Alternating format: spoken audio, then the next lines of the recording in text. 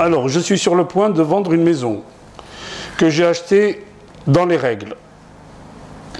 L'agence qui s'occupe du dossier a trouvé un acheteur qui veut acquérir la maison en faisant un contrat de location-vente. La maison coûte 150 000 €. Il la loue pendant une durée de 3 ans à 500 € par mois. Et à la fin, le loyer sera déduit du prix d'achat de la maison. Mais s'il décide de ne pas l'acheter, il devra payer 10% du prix de la maison en compensation. Puis-je accepter le contrat? Il y a plusieurs questions dans la question.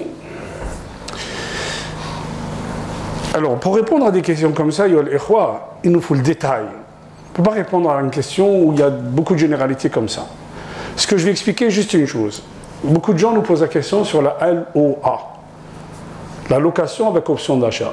En islam, on ne peut pas avoir un contrat de location qui finit par un contrat d'achat. Tu loues, tu achètes à la fin. Non, il faut couper le contrat. Il faut que tu fasses 2 contrats différents. Tu fais un contrat de location, la fin de la location, on fait un contrat d'achat. Mais le même contrat qui aboutit à l'achat, non. La deuxième question qu'il pose, le frère, il dit, est-ce que si la personne n'achète pas, on peut avoir une compensation de 10%. 10%, Allahu a'lam, je ne sais pas si c'est licite ou pas, c'est pas ça. Mais la compensation, elle existe sur l'islam. Al-Rasul sallallahu alayhi wa sallam dit, la dharara wa la dhirar.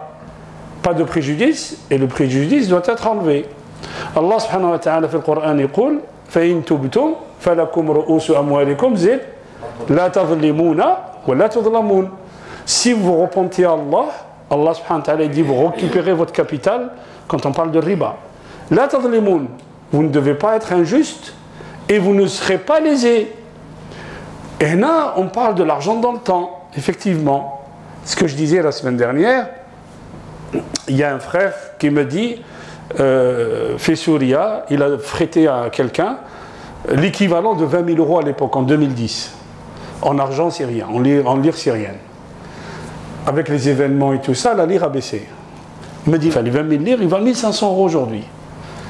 Est-ce qu'il va me donner 20 000 lires? Non. Sur quoi on va se baser? On va se baser sur l'or. L'argent qu'il lui a donné à l'époque, combien il valait en or? Et il doit le rembourser sur l'équivalent or. C'est ça. Donc la compensation existe. S'il y a un préjudice, le préjudice doit être payé. Si le gars il a promis de vendre, il a promis d'acheter, il n'achète pas, il doit payer le préjudice. C'est normal. Parce que là, il y a ce qu'on appelle la personne a perdu. Donc la compensation existe. Est-ce qu'elle est de 10% ou là? Après, c'est les experts qui définissent la compensation. Ok?